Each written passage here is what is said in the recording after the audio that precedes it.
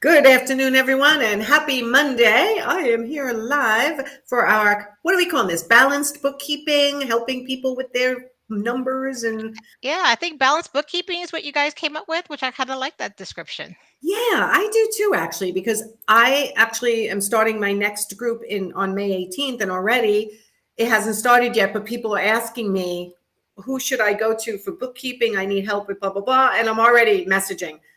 Go to Carleen, C2 Accounting. So here comes another flood of people, just so you know. We'll definitely appreciate that.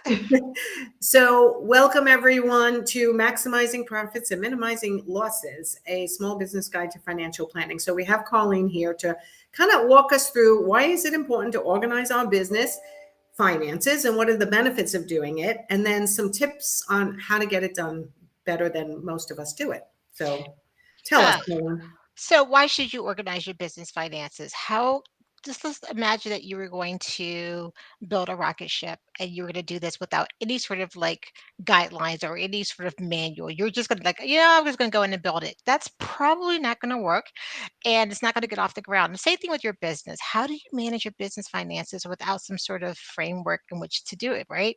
So we created a guide because we had a lot of people asking, well, I just don't know what should I do and when should I do it. So we said, okay, let's create a guide that tells you what you should be doing every week, every month, every quarter, every year to make sure your business finances stay on track. I mean, a lot of it is just being organized and putting a system in place. Yes. So I remember seeing this guide a while ago and it was so good. And when I looked at it, I'm like, oh yeah, supposed to be doing reconciliations every month. Like shocking. Right. And lots of things like that. So I feel like a common cause of financial stress, at least for me and what I see with my coaching clients, is I don't know my numbers. I don't Mm, know my numbers because I don't have any one place. Or if I'm using QuickBooks, I haven't kept up on it. And now it's in such a mess that I don't even know where to start. So I'm going to continue to ignore it mm, so that it gets yeah. deeper and deeper. So to me, that is the number one source of financial stress when I was a solopreneur and trying to do my own bookkeeping. And even Hmm. when I wasn't a solopreneur, I was trying to Right. do my own bookkeeping, right? So what other types of financial stress do you see when people just don't know their numbers or don't do their Yeah. bookkeeping? Bury your head in the sand is never a good solution. So you have to do that. You have to kind of accept the fact that you're going, even if you pay someone else to do your books, you still have to understand it. You still need to know what's going on. Even if so you could be able to look at it and go, I may not know how to fix it, but I know that something doesn't look right. Because honestly, no one's perfect, not even your bookkeeper. And there are things where they may be overlooked. So have by you actually being a part of the team, part of your own Mhm. financial team, is very important so that you can then use that information. So getting yourself educated. Hopefully your bookkeeper can do some education for you. So that's why we have the guide to help educate and fill in some of the gaps. Even on our YouTube channel, we have things like small business financial terms you should understand as a small business owner, just so you can speak the language. So educating yourself is important. Changing your mindset, your money mindset, as you know, is super important. If you say, I'm not good at numbers, or if you say, I'm not good at handling money, you're just putting that out in the universe. So let's Yes. stop that, Yes, let's right? start that. Everyone says that. Well, I'm creative. I'm not into numbers.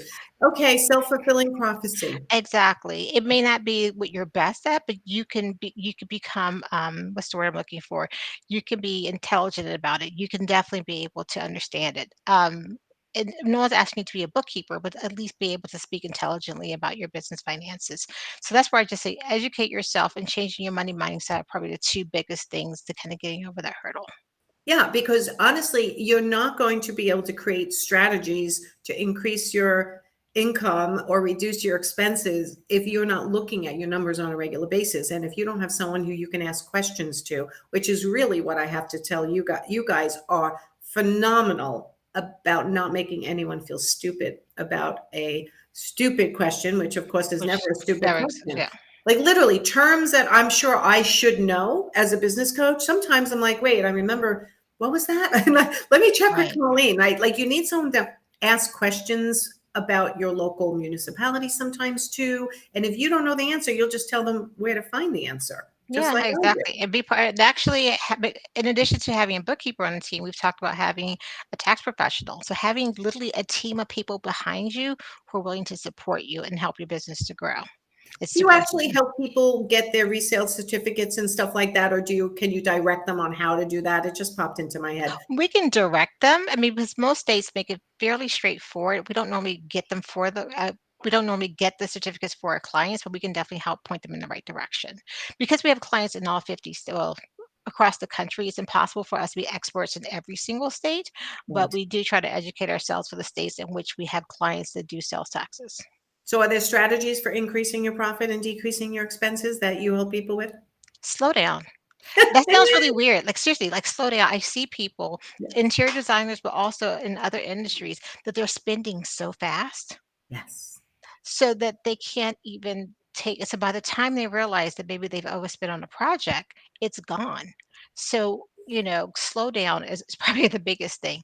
Take a look at things in incremental ways so that you can actually figure out what's going on and making sure that you're staying profitable. The easiest way to increase your profitability is decreasing your expenses. Mhm. So now as an interior designer, your FF&E cost, your cost of goods sold, you have very little control over that. But what you Yes. do have control over are your operational expenses. Are you spending too much on advertising, marketing, too much on software? I'm guilty. I am a software junkie. And if it's a new thing, I'm like, oh yeah, I've got to sign up for this. Figure out what's really important and what's driving your business and what's actually going to help you make more money. And then maybe spend less money on things that aren't kind of driving your business forward. Yeah, I mean, I'm always looking at people's expenses. Once they start coaching with me, I'm like, you're not Hmm. allowed to spend money on anything else unless I tell you you can, because some people do have that disease of constantly purchasing.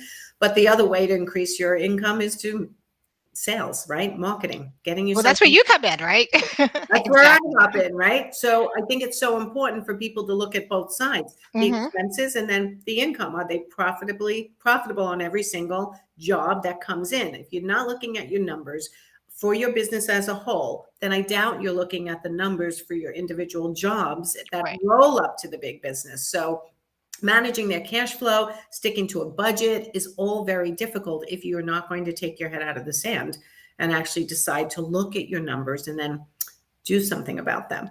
And for most people working with a bookkeeper, it's gonna be a month in arrears. So we are like today is May 1st. So we're now gonna start closing out April's books. So here's the thing, as a business owner, if you understand you've hired a bookkeeper who's going to be a month behind, there are things you're gonna have to do in the month to stay on top of things. There has to be a partnership, figure out a workflow so that you Yes. can see a more frequent profitability on jobs instead of waiting until the end of the project. How can you keep track of that ongoing so you're not surprised if maybe you can pivot in the middle of a project instead of waiting until it's over and said and done.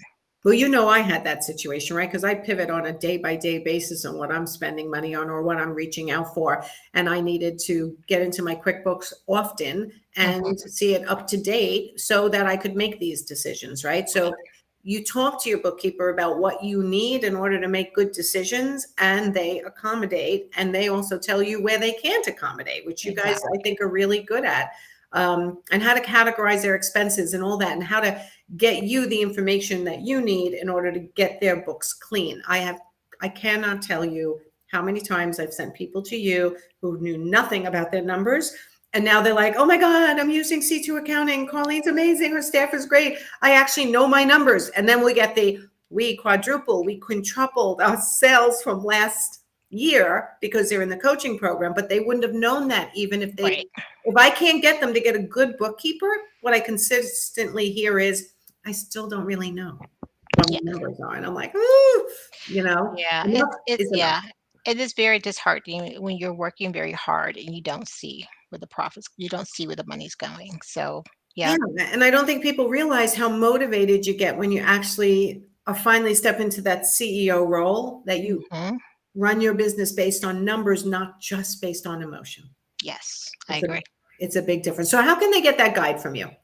It's actually a download on our website. So if you go to www.c2-accounting.com, right at the top, it says download I think it's called the Small Business Guide to the Ultimate Guide to Small Business Money Management or Finances. I should know the name of my own I download, don't know but the it's name of there. mine. But it's right there on the banner. You can't miss it. I see it. I'm on your website. I It went. should be right across the top, but it could be one of those things where after like 30 seconds or so, it'll pop Yeah, I up. was But on yeah, your website before. yeah. But anyway, you can still hit the contact us, get a free consultation, Mhm. or ask for the guide if you don't see the banner. And it's going to really help everyone know what they should be doing every single week, every single month, every single quarter, every single year. And if you're not doing it, call Carleen, get on her calendar Let's through the get you website. started. Let's figure out what things are and see what we can get you to be. Yeah. Yeah. And I love that you can clean up what's messed up and then you take it from there and you move forward. It's really perfect. So anyone who is still struggling with your bookkeeping, burying your head in the sand, not knowing your numbers, not sure if you're profitable, and if you're not, why, get on Carleen's calendar and get a consultation, and she can help you out and tell you what you would need to do to get it cleaned up, and work with you from there if you need to. All Okay. right. Yes. Let's maximize those profits. Exactly. Let's get focused on the money and on the profits and the expenses. And that is where you're going to start focusing properly as a business owner. And then you bring in the clients to fill in the money, There you go. right? Sounds great. Okay. All right, everyone. We will see you next month for, wait, what did we call this again? Balanced bookkeeping. And reach out to Colleen if you need her. And of course, reach out to me if you are not sure what's going on with your business and you need help. All right. Thanks, Awesome. everyone. All Have a right, great week, Colleen. See you everyone. next Take time. care. Bye bye.